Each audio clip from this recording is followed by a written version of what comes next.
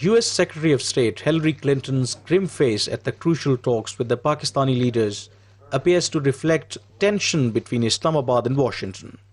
Under tight security, Secretary Clinton flew to the capital Islamabad on an unannounced trip to repair the United States' shaky alliance with Pakistan following the reported death of Osama bin Laden, which has severely strained relations between the two countries.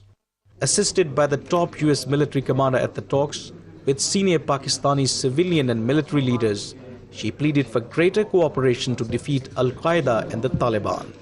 In an effort to salvage the situation, Secretary Clinton at the news conference exonerated the Pakistani leaders concerning their ignorance of bin Laden's whereabouts. There is absolutely no evidence that anyone at the highest levels of the Pakistani government knew that Osama bin Laden was living just miles from where we are today.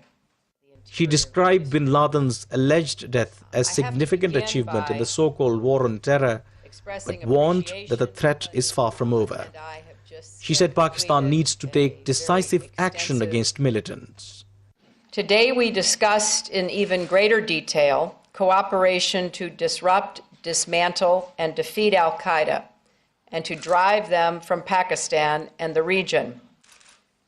We will do our part, and we look to the government of Pakistan to take decisive steps in the days ahead.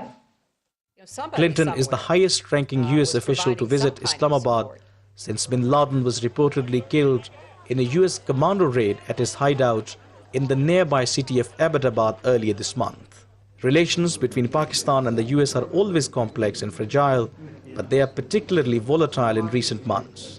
Analysts believe mistrust between the two countries will likely to persist. Secretary Clinton very clearly spelled out the differences that were causing the mistrust in the relationship.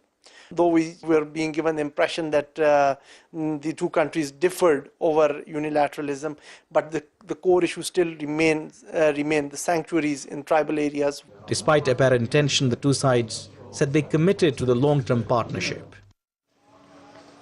Islamabad's alliance with Washington in the so-called war against terror is deeply unpopular in Pakistan, where the CIA drone campaign in the tribal belt has fueled widespread anti-American sentiment. In an effort to improve her country's image, Secretary Clinton said that anti-Americanism and conspiracy theories will not make the problems disappear. Kamran Yusuf, Press TV, Islamabad.